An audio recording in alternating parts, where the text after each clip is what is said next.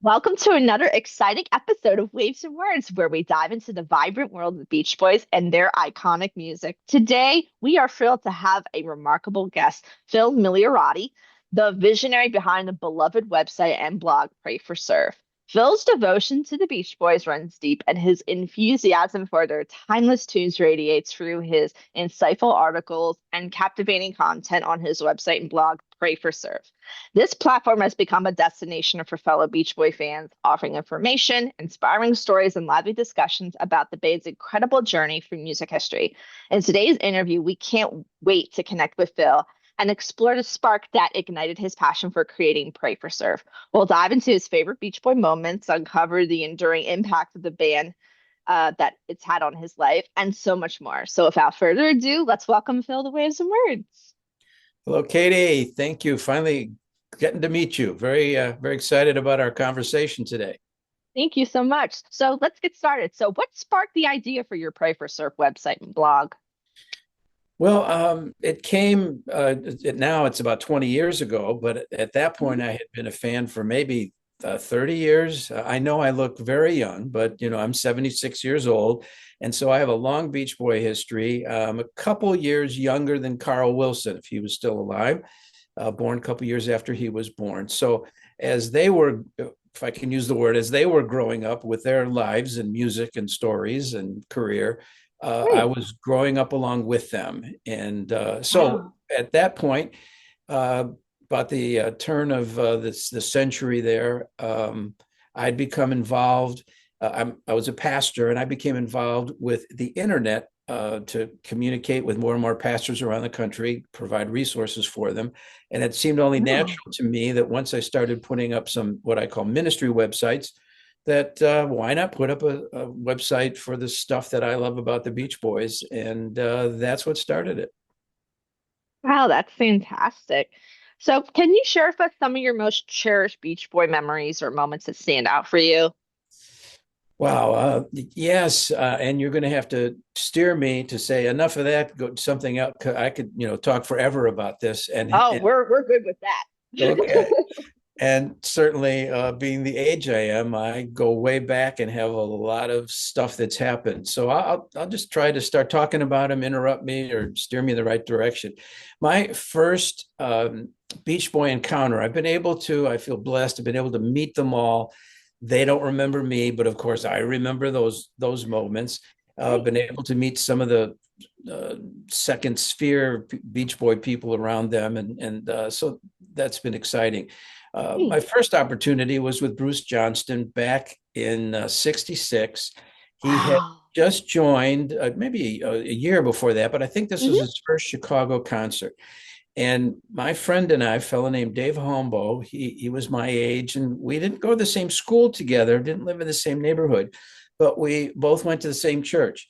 And church for us at that stage in our life was 2, 3, sometimes 4 days a week, doing different things, different groups, etc. So we had a lot of Beach Boy conversations that went on, and Wow. we kind of fueled each other. And Dave, I loved listening to the music. Dave was a musician. In fact, has a couple albums that he put out a long time ago, and led some different choirs, church choirs, and brought Wow. Beach Boy vibe to what were some staid before the Beach Boys kind of choirs. And so he and I actually we started a group that I'll mention a record we made that uh, connected me to the Beach Boys. But anyway, we we one of the things that was going on at that time was Top 40 radio. You could call the disc jockey, the DJ, and you could talk to him. And we would do that a lot. And of course, we'd want them to play Beach Boy songs. And well, about the time, I guess it was Sloop John B was happening, and Pet Sounds had happened. And sadly, the Best of the Beach Boys Volume 1 came out much too soon to squelch Pet Sounds. But I Yes. happened to call in, and they said, the 44th caller wins it or something like that. And I happened to be that caller. So I won it. And I told them who I was and that I was part of the Beach Boy fan club. Well, he said, "This is fantastic. I'm going to tell people that, Phil just won the Beach Boy album, and we're going to take him backstage at the concert." So Wow. uh, I was elated. he went on to tell me, he says, well, what I'm going to do is he's going to be the guy that was going to introduce the concert. And, they're only up there for a few seconds, but he was going to say, after I introduce the Beach Boys, I'm going to say that we have here the Beach Boy fan club from Chicago, and I want all of them to stand. Well, you'd think that would be a cool thing. But the only problem was there was only two people in the fan club, me and this guy, Dave. So it wouldn't look too good if only two people stood up. So I says, well, I'm not sure which show they're going to. That might not be a good idea.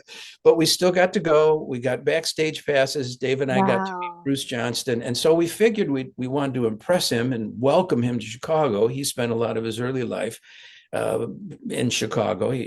Great. I don't know if he's born. I don't think he was born in Chicago, but adopted into a Chicago family, something like that. Yeah. You might know his history better than I. But anyway, we wanted to welcome him to his city, kind of thing. And we were Oh. we weren't artistic. We were very cheap. And we basically, the best thing we thought of was we got an old bed sheet and we wrote welcome Bruce on it. It must have looked horrible. And we wanted to present this to him, and we did. And I'm sure he threw it in the garbage as soon as he walked away. It was nothing, that he'd want to keep, but it was our way of saying, hello, and we're glad you're here. And so it's kind of made me feel, I mean, Bruce I'm sure doesn't remember that. I've met him since then, and I don't think we talked about that time, but I kind of sometimes I feel for the underdog, and Bruce coming on a little bit late. I wouldn't call him an underdog with the Beach Boys, but I gravitate towards him, and certainly like some of the stuff that he's done as a solo guy. So I'm Absolutely. taking too long on this, but anyway, the concert went on. It was a great concert. We got backstage, and um, the dumbest question I asked him was, "Well, the Best of the Beach Boys Volume One just came out. Do you think there'll be a Volume Two?" I kind of freeze in those situations where I should have been asking him, like deep questions that right now would have unearthed some great story of, how he felt when Mike called him on the phone, that kind of thing. So anyway, that was my first encounter with a Beach Boy. He also was one a few years later. My family, I'm an only child. My mom and dad and I would drive to California to see my grandparents every summer for a couple of weeks.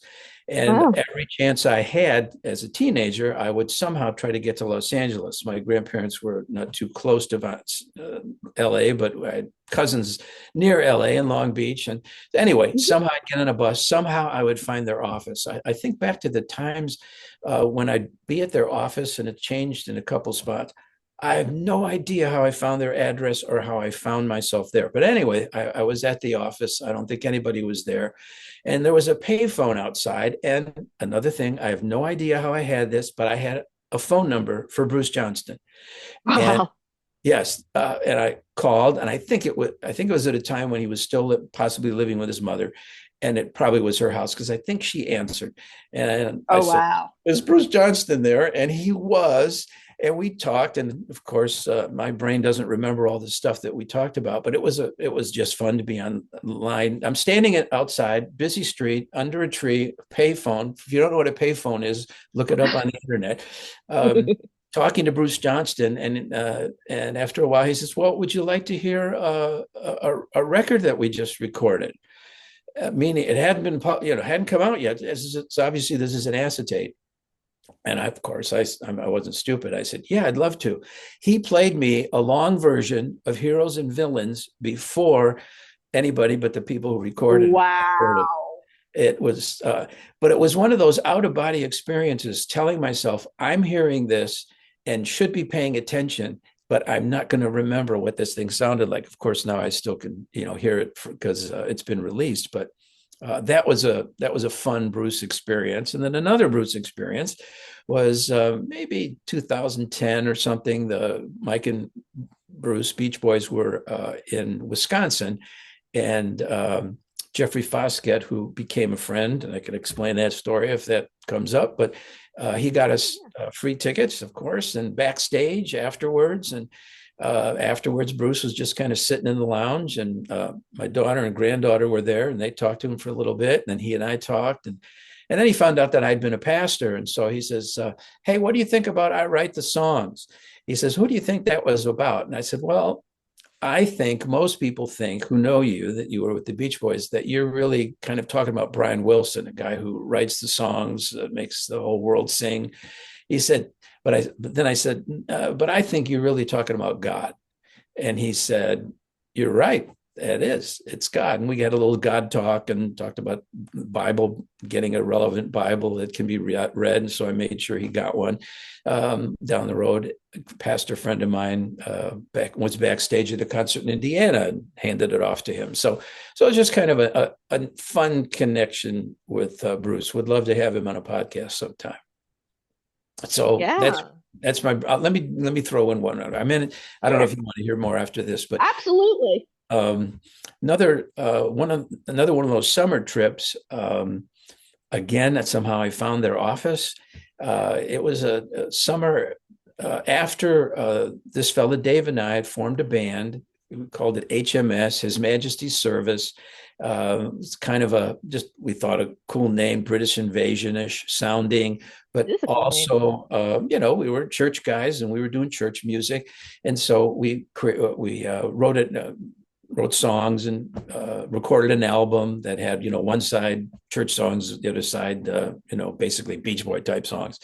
And so anyway, this came after that. And I walked into the office, and I think the receptionist room was empty. There's a desk there, but nobody there. But I could see off in the distance, not too far, but there was another room. And so I walked over there, and I walk into the open door, and there's Brian Wilson at a phonograph playing, I think it was Darlin', so it might have been 1969, over and Wow. over again. And on the right, once you walk in against the wall, at a desk was Carl Wilson. And so, Wow. I'm kind of floating already, um, and we didn't talk long, but somehow I told Brian, of course, that we love his music and we've got a music group and we've actually recorded a single. And he said, "Well, I'd love to hear it," which, my jaw drops. And I said, "Well, I just happen to have a tape of it."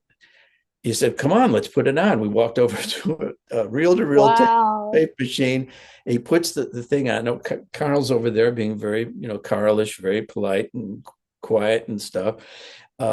And he's working on something, signing contracts, or I don't know. So I kind of was interrupting his space at this time, but I wasn't going to miss this opportunity. So Brian puts the tape on, the reel to reel, starts playing it, and it sounds awful. Now, some people who heard the real thing would say it sounds awful, but that's not why it was sounding awful. It was sounding awful because the calibration of the speed was wrong. And it wasn't that it was on the wrong speed. It just wasn't doing a 45 speed or a Oh 33 no. or even a 78. And it Oh sounded boy. awful. So I'm about to, collapse on the floor. But what Brian puts his finger in the sprocket, right? These things have holes, Yeah, yeah, these yeah. round things. He puts his finger in the sprocket and tries to get it to go to the right speed.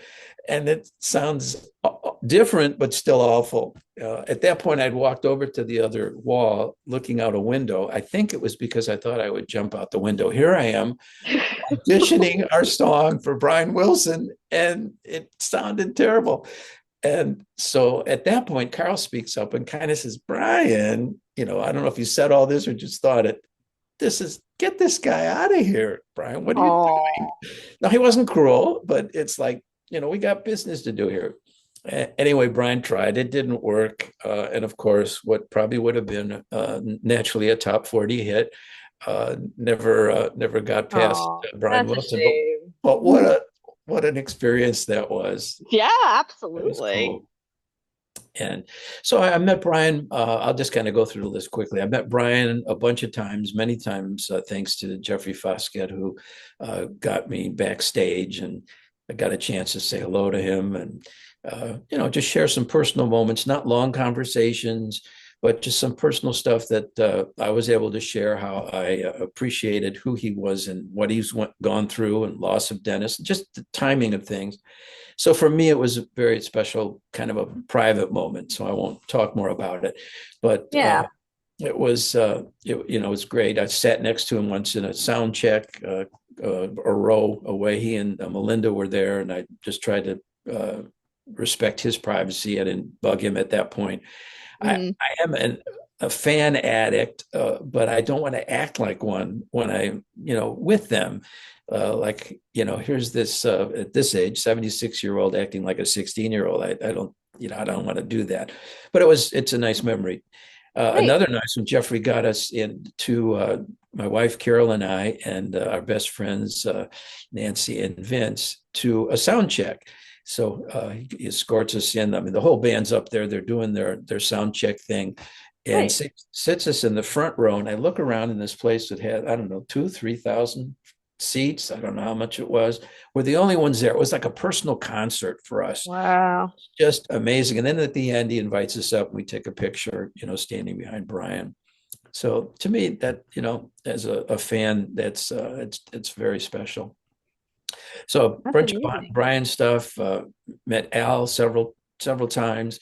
The coolest time for me was, and it was probably around that same late '60s time when Hmm. they came to town. And again, I have no idea how I knew where he was staying. No idea how I got him on the phone, but he came down in the hotel lobby. We had breakfast together.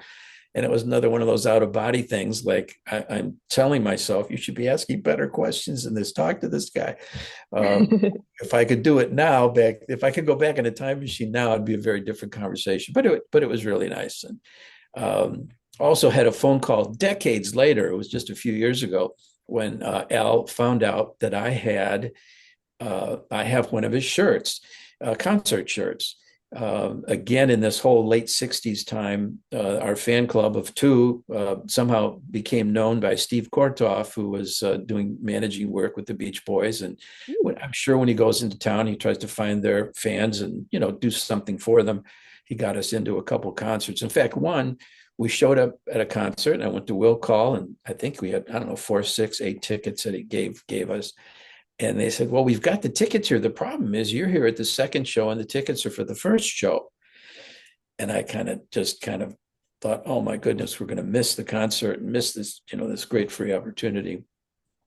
Somehow I got him on the phone, and within a few minutes, there were suddenly tickets for us for the second show. So Steve took care of us.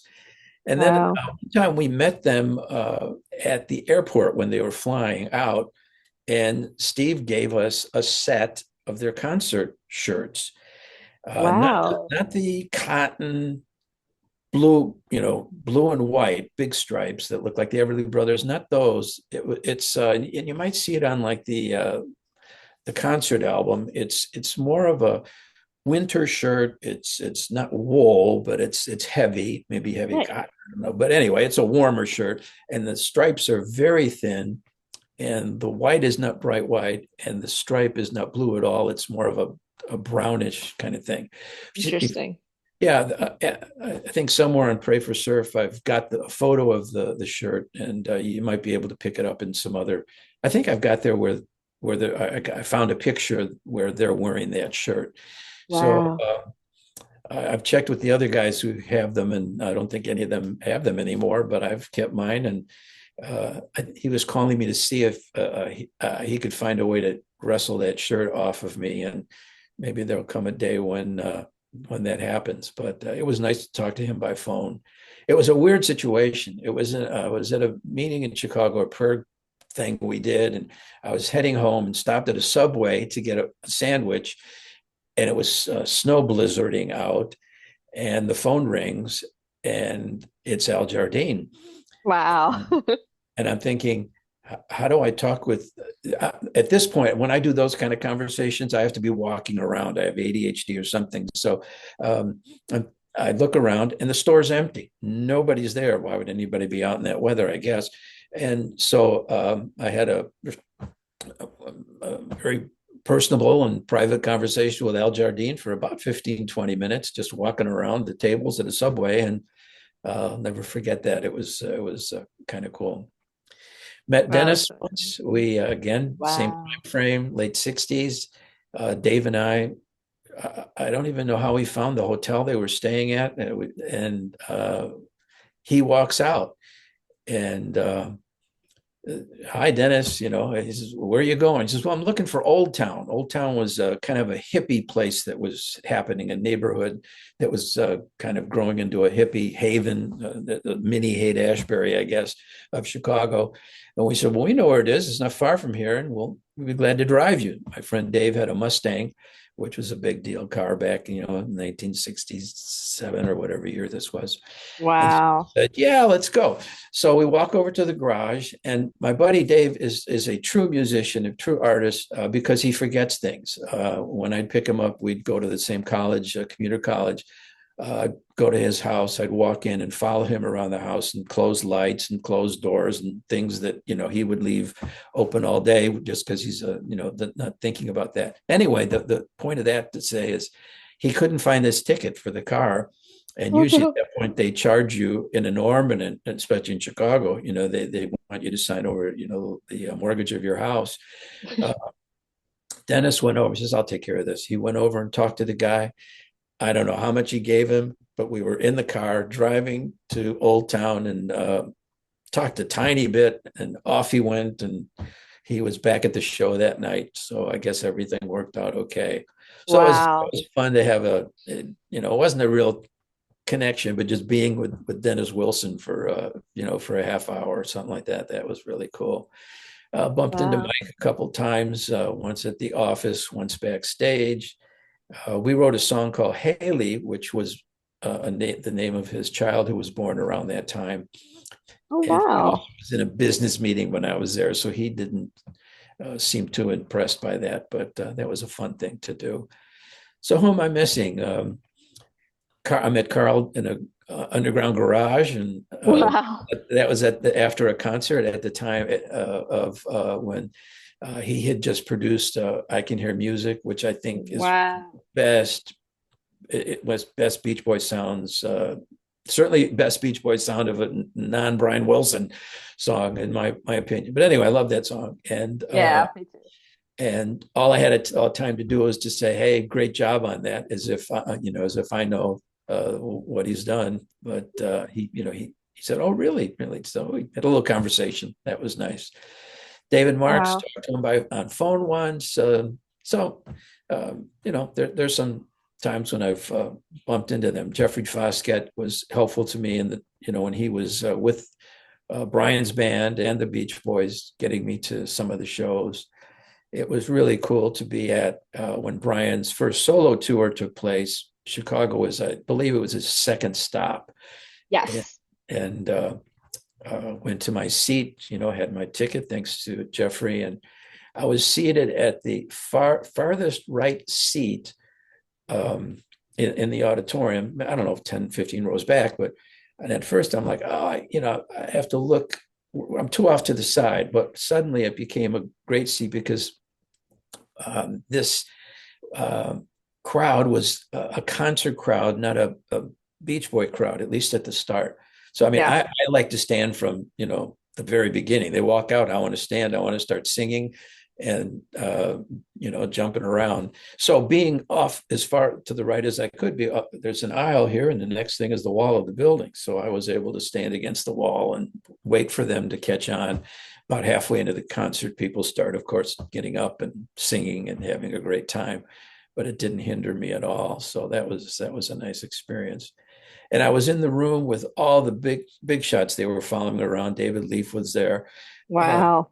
but I'm just not the kind of person to go around and buttonhole people. But it was just neat to be in that setting with them. That's So those were a incredible. few of the times of not a few. Those are most of the times that I was able to talk with them or Wow. hang out with them for a few seconds. Well, thank you for sharing that. We absolutely love Bruce.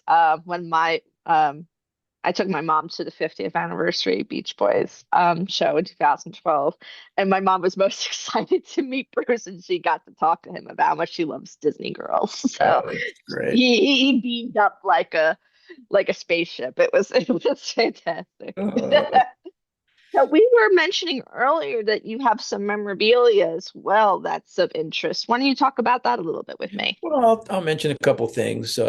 Every I'm a collector, not not completist by any stretch of the imagination, but Right, right. I've just a keptist. I just kept my stuff and it kept growing. One of the things I really like looking at and right now my whole collection is in storage because the house that we lived in Longboat Key got water surged by Helene, so we've had Oh to. no, I'm so sorry. Yeah, thanks. I won't go into the story of that, but we're okay. We're with our daughter above her house, kind of thing, in a little apartment, so we're fine. But my collection is not with me. I was hoping I could go through it to get some specific authors and stuff on the stuff that I have, but um, some early concert booklets. They didn't, keep doing that forever, but I've got about a half a dozen of those, and they're just Wow. like Beach Boy history kind of thing. It was just they were really well done. It was one of the best things I think that they were doing publicity wise at the time. So there's a Right. bunch of those. Um, I'm kind of going random here. There's a book. I looked it up before our conversation, Katie, and couldn't find it. I don't know if it was published in Germany. It's in English, but it was not published in America. It's a book about, this thick. It's hardbound, beautiful, all color. The pages are not flimsy paper. They're there's probably a technical word for them, but it's a mini coffee table book of every picture sleeve of a Beach Boy 45 from every country in the world. Wow. Wow, that's fascinating. Now, I I think don't I know. may have seen that around. Unfortunately, I don't have a copy of it, but I know Uh, it's it, really. it's a very cool thing to look at. It gives a few pieces of information, what country, of course, and maybe how high the record ranked. I'm not sure if they have that or not, but it is just so cool I collect 45 sleeves and to have some of those that are very rare from, small Hmm. countries around the world. If anybody can get their hands on it, and they're a Beach Boy fanatic, I think you'll really like that book.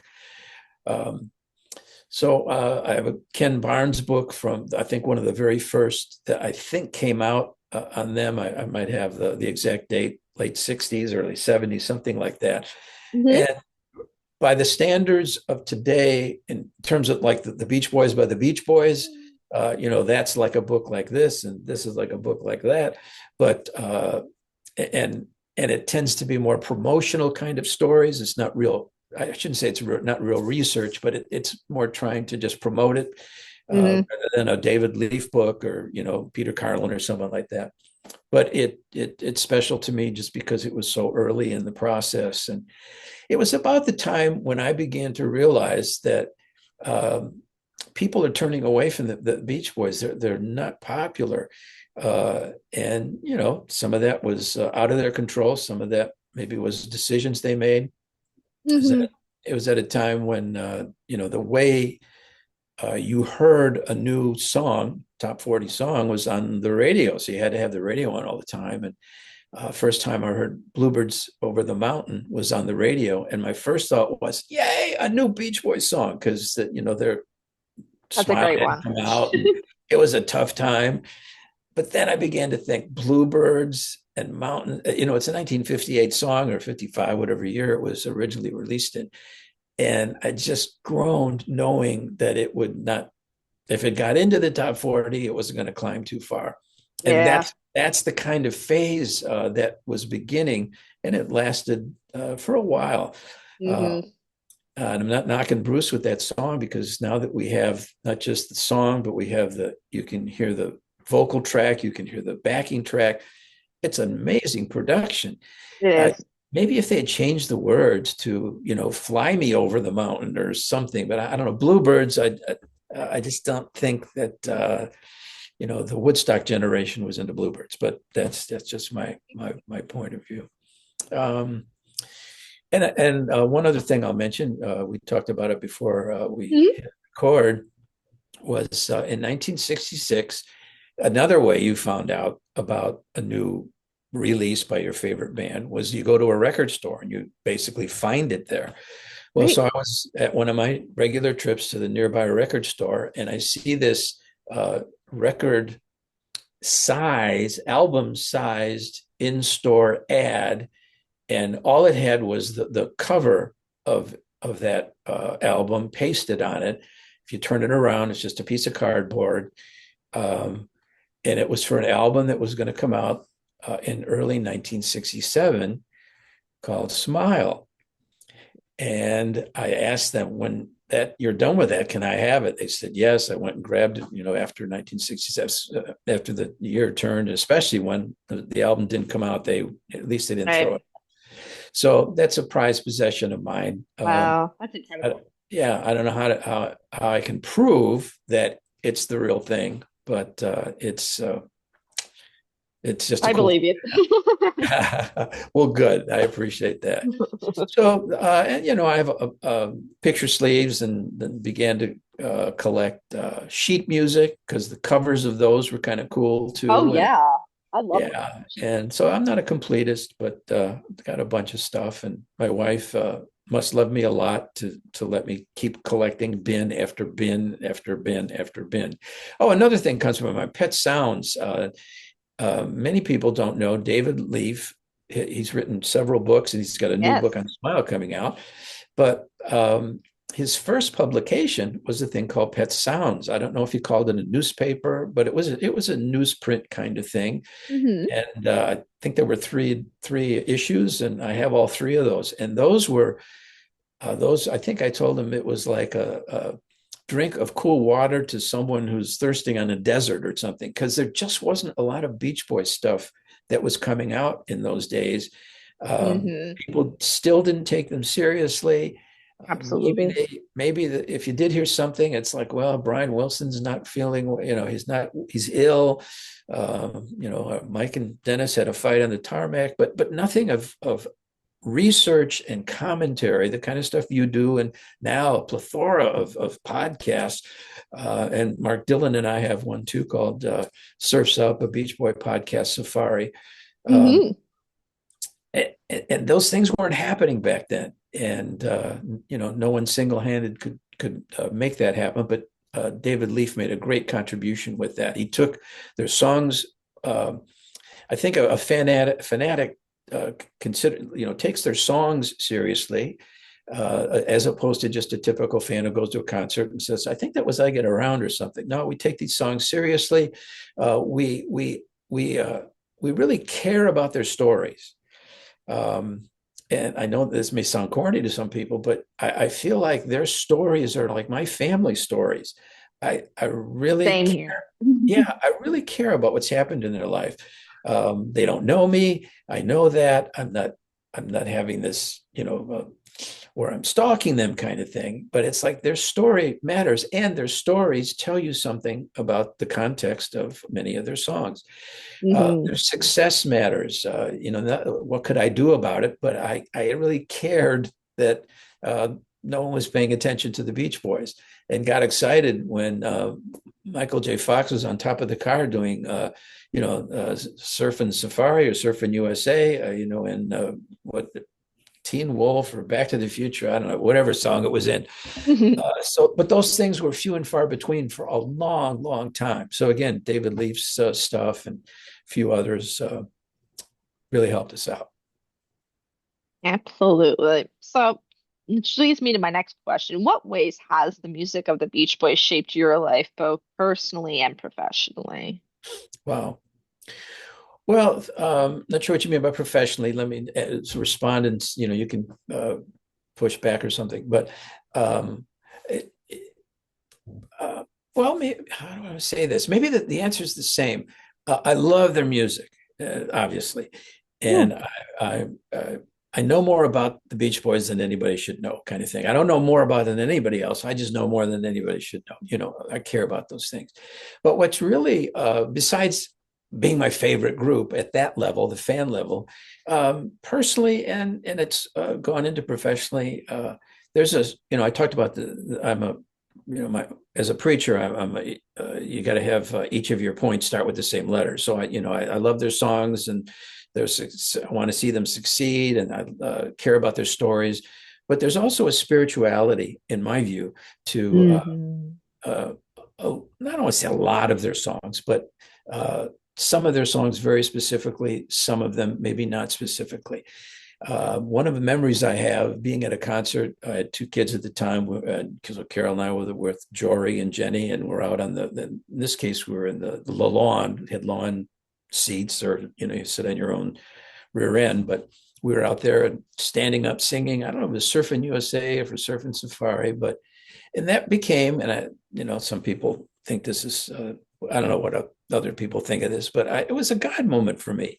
It was like, God, I am not just having fun, but there is a joy that I'm experiencing right now that has nothing to do with surf, the lyrics per se, but the joy of life and the joy of, for me as a person of faith, the joy of feeling God in my life. And that happens to me. That's probably happened to me at every Beach Boy concert, one song or another. But some of them, obviously, more specifically, like a song that Brian has written. It wasn't with the Beach Boys, but Brian wrote it, called Walking Down the Path of Life. I don't know if you've heard. Oh yeah, I saw him Well, play that live on TV yeah. when the Indonesian tsunami happened, and that was the fundraiser for it, I believe, at the time. Ah, okay. To me, that's a church song. People have said, "Oh, Brian's like Beethoven." He says, "No, I'm more like Bach." And I think what he Yeah. means is Bach was much more encased in the church, and they say almost 3/4 of the thousand things he composed were, church songs. I'm not saying that's the same thing with Brian, but he's like that. There's a spiritual. Brian has been writing teenage symphonies to God long after he was a teenager. Um, and so I identify with that. And that fits into my professional life in the sense that there's even some times in sermons where my illustrations are Beach Boy songs. And, there's a audible groan from the congregation, another Beach Boy thing, but, they put up with me and they like it. And so this song, "Walking Down the Path of Life," feel His presence day and night, touch me, heal me, take my sins away. That's obviously a song you could do in a church situation, but one that we've used a long time ago. But what we used was from Pet Sounds. "You Still Believe in Me." I'm not saying that Brian meant it as a spiritual song, but when I hear that, I hear Brian. Well, I should say that for Brian. I hear the singer saying this as a prayer to God. "You still believe in me. I know perfectly Mm. well I'm not who I should be." I, and the other lyrics. They fit not just on a vertical level, one person to another, one lover to another, but it also, I think, to me, not just a horizontal, but also a vertical level of saying to God, "You know what? No matter what I've done, you still believe in me. I believe the gospel message, it's forgiveness." So for me, that really connects me. I guess that's professionally in a way, as well as Yeah. personally. Wow, that was a great answer. Thank you. Thanks. So, what do you believe gives the Beach Boys music its timeless quality and keeps it relevant for today's listeners, in your opinion? Yeah. Well, I'm not a musician, so I can't tell you about how Brian uses chords or starts where other people end, or I don't know those things. I mean, I read about them, but I can't hear those kinds of things. Um, and I'll go back to something I said a few moments ago. I think there's probably a bunch of reasons. And in some ways, if you have 10 people who know Beach Boy music, they probably have 10 different reasons. It's so and that's maybe one of the answers. It somehow becomes so personal. Um, Great. and early on, of course, they did surf music, they did hot rod stuff, and so everybody was identifying with that. But see, I think that's what they've been capable of doing for so long, is Right. putting out music that most people can find a way to identify with. And for me, the identification with it brings a lot of joy. I mentioned that before. I and I don't, is there enough joy in the world? I don't think so. We need a lot of love and mercy, as Brian would say, Got and that right. and we need to add some music to our day. And even in that song, your preacher adds to his psalm. There's a recognition of, yeah, we're physical, we're emotional, relational, but we're also spiritual, and I like that. Great answer. So, are there any hidden gems or lesser known Beach Boy songs or albums you think deserve spotlight? Well, I'm almost going to grab for my phone and just I have I don't know if this is something I haven't talked to Mark Dillon on this yet. Mark Dillon, who wrote 50 Sides of the Beach Boys, Yes. he and I go way back. I interviewed him when I was doing Pray for Surf podcast. I'll get to your question. When I was doing Pray for Surf podcast, I interviewed him about the book, had him come back. It was such a comfortable feel, and we did a couple more. And one of them's about Smile, which I think he has a very interesting theory about Smile in terms of the track list. And then we Hmm. became partners on, again, Surf's Up, a Beach Boy podcast safari. You can find that in Facebook and on SoundCloud, etc. But no, why was I talking about what's your question? I'm It's serious. What was it? okay. Are there any hidden gems Oh, or lesser hidden known Beach gems. Boy Okay. songs or So albums you think deserve a spotlight that maybe people have overlooked? yeah, well, I think a lot of this, I think a lot of their stuff has been overlooked and underrated, and it's changing. We're Absolutely. in a change time. Every day I'm seeing something come on a news feed of an interview of Brian Wilson and his music and stuff like that. It's a if someone is a new Beach Boy fan now and they just take this for granted that you don't know how blessed you are. There were times when we needed. Had very little come out. So anyway, one of the things I'm thinking that maybe Mark and I will do as a podcast idea is I've thought of some songs that are, like you say, under remembered.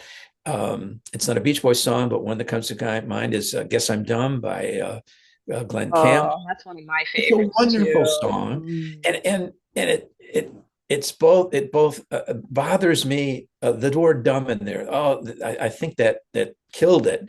But on the other hand, when I step back, I say, you know what? Isn't that Brian Wilson? I mean, that It is. he's not dumb. I mean, but he's just being honest. It's like saying a song. I went to sleep. He's just telling you how he felt. But it's a Yep. wonderful song, and I wish more would pay attention to that, even though it's technically not a Beach Boys song. Also, uh, I love, and this isn't, they're on this song, Annette Funicello's "The Monkey's Uncle." I'm sorry, Oh, but I I love love that. that song. Um, Yes. it's We certainly not, loving that.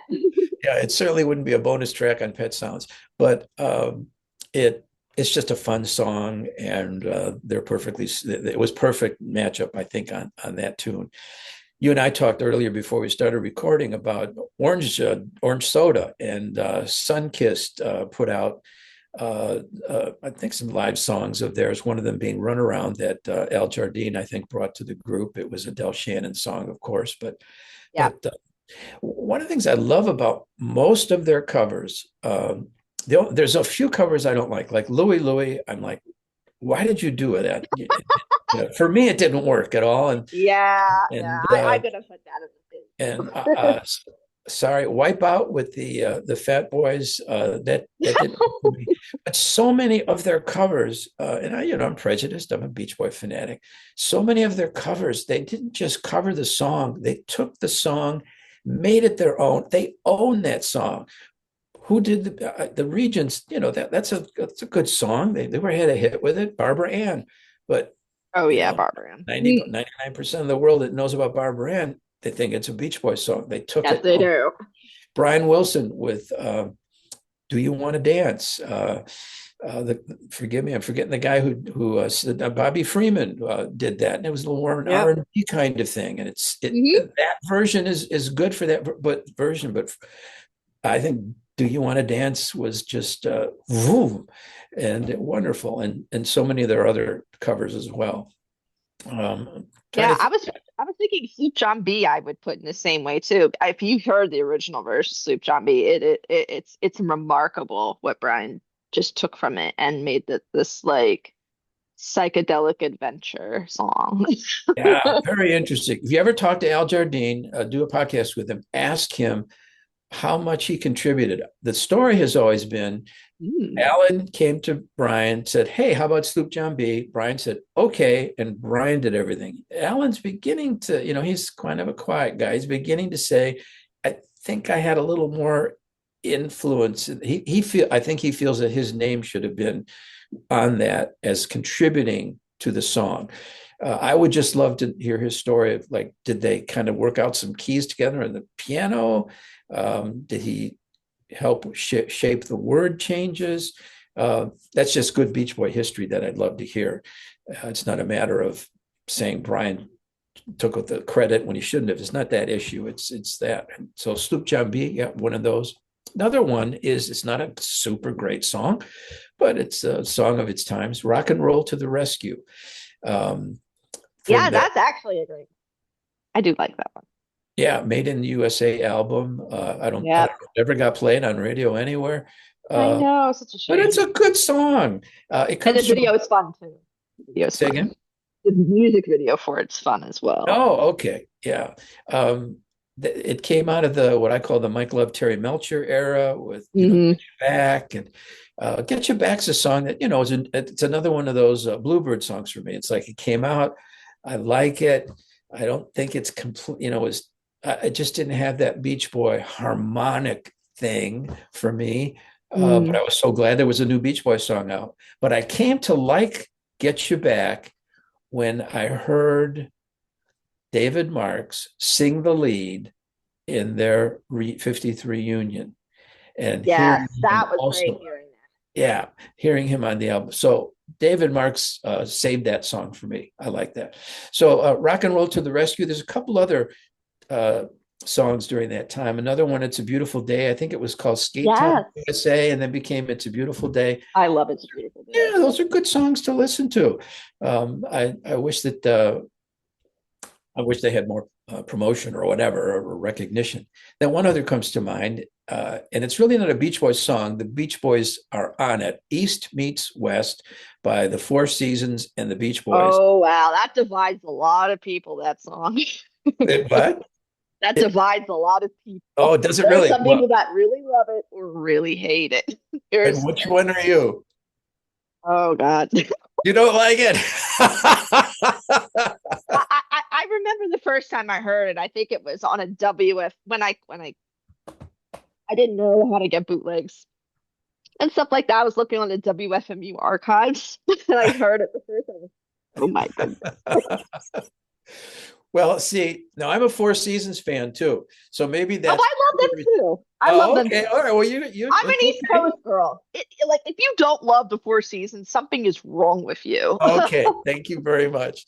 But another part of it for me might have been, it was came out of a time when, again, people were not playing a lot of Beach Boy music, and they were talking poorly of them. So here comes a song that sounds good to me, and so maybe I overrated a little bit. I don't know, but that's one that's kind of hidden, I think. Hmm. Um, you're welcome. Now I know that. Oh yeah, we love that song. That's Yeah, such. It was always nice to hear it live. yeah, it's just a beautiful song, and frankly, that's a song that back to the church thing, the spirituality thing.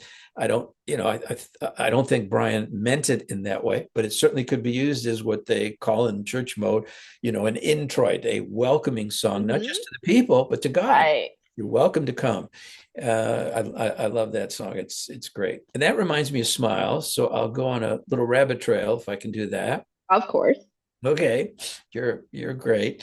Um, I've been thinking lately about Smile. One of the big controversies is what was the track listing supposed to be? And Hmm. one of the things we know from the uh, back cover of the album, it said "See album." I forget the exact wording, but see albums for sequencing for the Yes. track list, because as they were printing them, they didn't know what the order Hmm. was. Right. And since Brian really never finished putting his snippets and splices of tapes fully together, I don't know that he ever knew. And Mm-mm. everybody agrees that when Brian Wilson presents Smile is a logical way or probable way, but it's still not this 1967 Smile. No one can ever, Right. that'll never come out. But what I've thought of is, that's an interesting way to approach what would the track list be. And I mentioned Mark Dillon having a theory about that. Maybe that's not the right word, but his view is not. I'm not sure what his exact track listing would be. It would be on that. I think on Pray for Surf, we talked about that. So you can find that podcast there. But what he talks about is the fact that a vinyl, a 33 and a third vinyl, has only, I don't know the exact number. Like a I'll say, half hour worth of yes, music a you put half on. hour of minutes. So he kind of worked backwards on that to come up with his track listing. It might be interesting for people who are real smile addicts because it makes sense what he's talking about. But finally, my little simple point is I've begun thinking of since Smile, the original Smile, was really never finished. It would be like a bunch of if everything was on a just on a real tape, it'd be like trying to, like stack of tracks. Which ones do you put in what order you put in? Well, nowadays we have streaming services. We have where you can put random.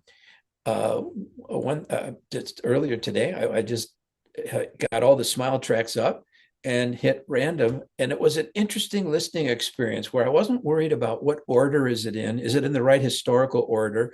Are the elements in the right order, where fire comes first and the others follow? That didn't matter. What mattered was what sound am I hearing and how is it affecting me? And some of those, because some of those have studio chatter, so my suggestion to folks who love Smile is not to abandon the order of Smile that they think is good or that somebody else did, but Yeah. sometimes just put as many different Smile songs, snippets as you can, and hit the random button and maybe close your eyes. I don't know, and just listen to all the different thoughts. Ponder Brian's thoughts as you hear the music. It's a little different experience and a different way of experiencing Smile. Yeah, and I was just going to add to that, well, especially with You're Welcome. I'm a big fan of the Die Limbs Smile mix that came out last year. And one of the more interesting things that he did with his mix that I have never seen anybody else do before him was right after Our Prayer, You're Welcome is right in there. And Mm. that a way to welcome you to the experience Oh, of Smile. And I absolutely like I thought that was the most creative thing I've seen anybody do in a really long time. There's a bunch of other interesting things he did, and it's a little bit controversial because it's AI, but mhm. I absolutely love what he did with it. And if you haven't heard that version of it yet, I strongly suggest you check it Oh, out. thank you. Yes, and I like that insertion there. It makes a lot of sense. Yeah, so my next question to you is why don't you talk a little bit about your podcast and what you've been up to with that? Oh, thank you. Well, there's I'm not sure how many. There's a bunch of podcasts on Pray for Surf blog.blogspot.com Mhm. uh, that go back a ways. Some Fred Vale interviews that were very interesting. Oh, we Uh, love Fred. yeah, well, I think everybody does. He's such a quiet but huge part of Beach Boy history. Mm, That goes beyond, even if it didn't go beyond the Sacramento concerts. I mean, it goes way beyond that. One of the things, absolutely. one of the things I remember from a podcast with that I had with him was him talking about Brian inviting him to the studio, turned the lights down, and played him what had just been mixed, Pet Sounds. And Wow. yeah, hearing that with Brian in the studio, can you get better sound than that? Uh, Wow. yeah, What an great experience. experience. So I suppose if you went to my site at Pray for Surf blog, there's a search box. You could put podcast, and you probably catch all the podcasts that are there. Perry Cox was one. Um, Perry put the book together, the Beach Boys Price Guide. Yes, yes. We I, we I uh don't know how we any we one know human Perry being very well. don't know how one human being can do that. Uh, and we had a great conversation about it. And then had Mark Dillon on, as I mentioned. He and I now team up at Surf's Up a Beach Boy Podcast Safari, and we've had some of the band guys like Bobby Figueroa and Carly Munoz and uh, Yeah, we're hoping to get them on our show too. They're just Here's a- yeah. So it's just they're. I wanted to say they're like family, as if I'm part of the family, and that's not true. But that's the thing about the Beach Boys. You somehow feel like you're part of their inner circle, even when you're not. And Absolutely. those guys are in the inner circle, and they're just regular guys and talk very honestly, and I like that. Mark and I have some interviews with David Leaf uh, that he may have said a few things there that if you know a lot about David and his books that might be worth listening to. You might catch We some love stuff. David. We can't wait to have him on our show talking about his new book. We're Oh, very excited. yeah, yeah, good. Yeah, he's a wonderful guy. I mean, he loves Brian Wilson, and I Yes. think not that I've talked to every author and every co-writer. Um, but the ones I have talked about, it's like, what's the common thread? To me, the only common thread is they love these guys and their music. They're not just interested in them. They're not just a journalist who wants to write another book. Um, in most cases, they I think they're drawn as much out of doing something that would be loving or a blessing to the Beach Boys as a benefit to themselves. So Absolutely. so Mark and I have a list of I don't know, maybe close to 20 podcasts that folks can check out and might be interested in. That's great.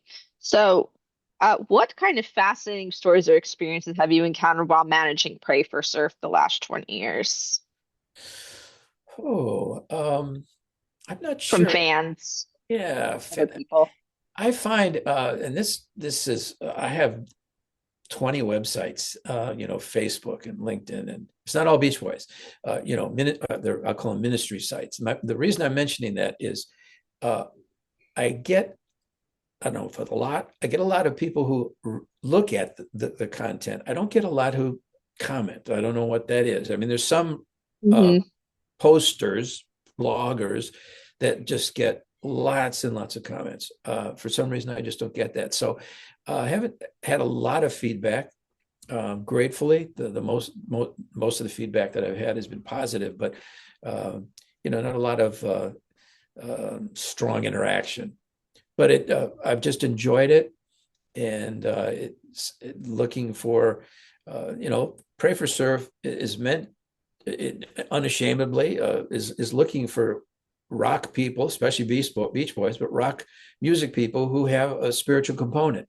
And Right, so there's right. other stuff there. Alice Cooper's on there on some stuff, and some stuff about Glenn Campbell and their faith. And so for Yes. some people, that's not at all of interest. But I think other people might feel like, oh, really? I have a faith, and I like this group. It just kind of, I don't want to say validates, but gives an affirmation that Hmm.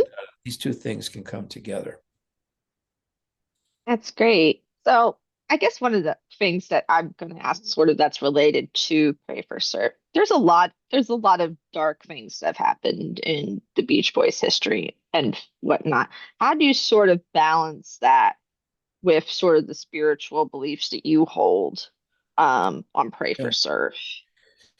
yeah. A lot of the. Did you say bad things? I forget the word you used. It's dark Dark. things Yeah. that happen. Okay. There's Thank a you. lot. There's a lot. I'm just Yeah. curious how you sort of balance that because, some people look at that and be like, how can you have a Beach Boys, Christian site, like a Christian based site, but they Yeah. haven't necessarily haven't been the most Christian band, you know what I mean? Yeah. That's probably a good way of explaining it. Sure. Well, first of all, I hope I approach it non-judgmentally. Hmm. Supposedly, not supposedly. I mean, if I'm following Jesus, he says, "Judge not." That doesn't mean don't have discernment, but it's not my place to judge. I also find that a lot of the things that I don't know. Maybe if I start preaching here, slow Oh, me you're down. fine. But I think a lot of the things that people do that are dark, while I'll speak for myself, I don't want to validate anyone doing a dark thing. But I do want to ask a question. I don't think we ask enough questions before we make pronouncements. So my question is, why did they do that? What is Mm, hurting inside of them that doesn't give them the right to do it? right. I think that's an ultra liberal view, and there's no wrong. I don't believe that. But why did they do that? What Right. happened? And Heroes and Villains is not just a Beach Boys song. It's kind of an epitaph about a lot of things that went on with them, and Yes. some of the heroes were also villains. Maybe not Hmm. for maybe not for all the Beach Boys, but for some of them, when they had different sides and cousins versus brothers, or all that kind of stuff. So I hope that I'm not judgmental. I also want to ask what what what caused this. Is there some context that at least helps me understand it? And another thought I have is, well, if being perfect is a requirement for singing a song or preaching a sermon, then no one should sing and no one should preach, because we're not. And um, again, that doesn't mean I want to condone what people do. I don't condone people doing drugs. I don't think that's a good idea. Um, but I I don't think that because a person makes a mistake or has a value that I don't share, that doesn't automatically discredit everything they say. Uh, Hmm. it's like if someone says, well, Dennis Wilson was a drug addict and a womanizer, throw his music away. Well, wait a minute. Have you listened to it? Uh, maybe, Right. maybe there's the person with an addiction struggling to come out of that. And what you have is a song that people can relate to. So, long answer to your short question. Um, I just hope that that I'm not judgmental. That I ask, that I try to be understanding, and I would say to the troubled people in Beach Boy life, including the Beach Boys, listen to some of your own songs, and they'll set you on the right path. Yeah, that's a great answer. And thank you so much for that insight there. Um, I definitely remember encountering when I first became a fan, there was an old video that circulated from I guess the mid 90s or something, and it was somebody who had said that, the Beach Boys were demonic and that Brian Wilson didn't have mental illness. He was, possessed by demons and things like that. And um I think that colored some people for a while about the relationship there, but I feel like you're trying to set that on the right path. So I think you're doing a good job Thank you. distancing yourself from those types of people. Yeah, I feel very badly that Christianity, evangelicalism, that's how I'm associated with it. It has gotten, at Right. least so, a very, if not a bad reputation, at least a questionable one. And it's like, let's just get back to what Jesus said, and Hmm. not just believe it, but behave it, live it. Yeah, I grew up in the evangelical church, so I have a little bit of background on that myself. Okay. So Well, we could tell stories. So we'll, one day. okay. All right. All righty. So my next question is, how do you view the current state of the Beach Boys legacy and their influence on contemporary music? Well, again, I'm not a musician, so I would have said that your last part, their influence on contemporary music. I would have said I don't see how they influence that, but I know better because I read of groups. I'm not going to have their names. I should, Low Cash is somebody that Mike was with recently, and some of the others that just popped in my mind.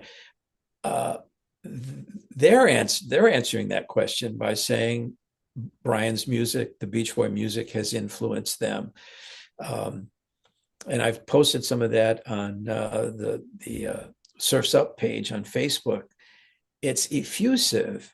It's embarrassing is not quite the right word, but it's like, oh my, uh, you know, I believe they've placed Brian Wilson, and wherever Brian Wilson is, he couldn't be there without the Beach Boys. So they placed him on Mount Rushmore with the Beatles and maybe a couple others. It depends what your style, music style is as to who goes up on the Mount Rushmore of the greatest in history. But um, Brian Wilson is being recognized. I know Derek Taylor, when he back was 67 or whenever he started it, Brian Wilson is a genius. Uh, Mm, he wasn't insincere about it, but his purpose in saying that was really promotional to try to change up the dialogue and the focus. But it really is true. And some of the songs that were ignored when they first came out, on Wild Honey and Friends, and even 2020 has some. Every album has songs that, okay, maybe this isn't a great song. Our Sweet Love maybe isn't going to be in anybody's top 20 list. I don't know. Maybe it would be for some, but for most it won't. But have you ever listened to the vocals on that? yes, Of course and you the have. string section. Yeah. I So, love the string. so at that point, I think we need other categories. I'm way off your point here, Katie, but I think we That's need okay. other categories than was it a hit? Is it a song that's going to go in the Hall of Fame? Uh, is it a song that has amazing soundscapes? I mean, even some of Brian's simplest songs have great soundscapes, and Absolutely. you don't have to, like the topic. Uh, Although we tend to like the topic more. Mike's written some great topical songs that would have been cheesy without it. But anyway, um, I think I've tried to think ahead, long after I'm gone, what will be happening? How will the Beach Boys be seen? I think there will always be those who just see them as fun songs and they were popular. But I think there'll be more and more people who do serious studies about their music and help people discover, um, you know what?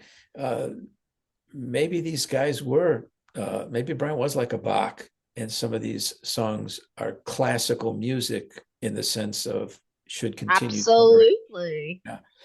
And I can't see how this wouldn't happen. Well, I guess I can see why it wouldn't happen, but I hope everybody finds a way to agree. By everybody, I mean all the corporate entities that make up Beach Boy life now and will make up Beach Boy life after all the originals have passed.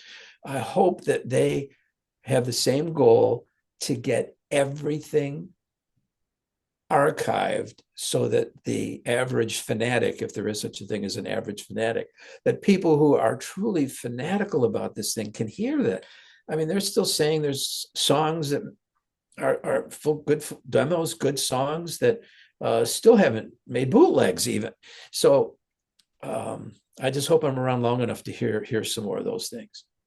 Oh, yeah, same here. Yeah. So my last question for you, Phil, is what advice would you offer someone embarking on their journey with the Beach Boys music? Hmm.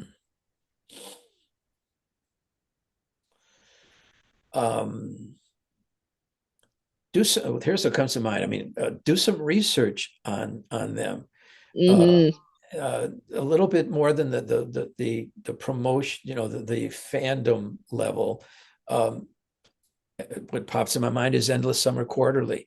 Um, Find a way, become a member, get access to those, read some of the stuff that's come out there. I'm a Yes. strong believer in the interviews, and I do a lot of interviews on my sites, and even some of my I have interviews on Pray for Surf blog as well that are in print, so to speak. They're text, they're not podcast, but there's a lot of great interviews. You can learn a lot. So learn about their songs. Um, Listen to them not with a critic's ear, not a critical ear. A critic's ear is what's going on here. What's special about this song? Um, why do I feel fill in the blank? Why do I feel joy listening to this song? So examine. Maybe that's a word I should use. Examine their songs. Do some Hmm. research. Do some research on their story. The more you know about who they were, who they are, who they were, what happened to them, So ask some questions. Why does uh, why does this person write this kind of song? Uh, Great. that kind of thing. So and enjoy their success, and I would also say pay attention to the to a spiritual connection, and you might find even another. It's like rooms. You can go into a room and just everybody's having fun, but there's some rooms you can study in.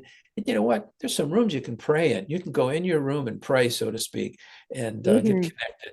And I, I, I think that's a good thing. All righty. A huge thank you to Phil for joining us on our show today. It's been a joy to dive into your passions for the Beach Boys and soaking up all your insights. So we thank you again. Thank you, Um, Katie. Alrighty, so don't miss the chance to delve deeper into Phil's work. There will also be a link to his website in the description, and you can find him hanging out on Facebook too. I promise he's super friendly. His unique perspective on the Beach Boys is definitely worth exploring. For all Beach Boys enthusiasts, check out Pray for Surf for even more fantastic content. Stay tuned for more thrilling interviews and lively discussions on Waves and Words. Until next time, add some Beach Boys music to your day. Take care, everyone. Bye now. Thank you. Bye.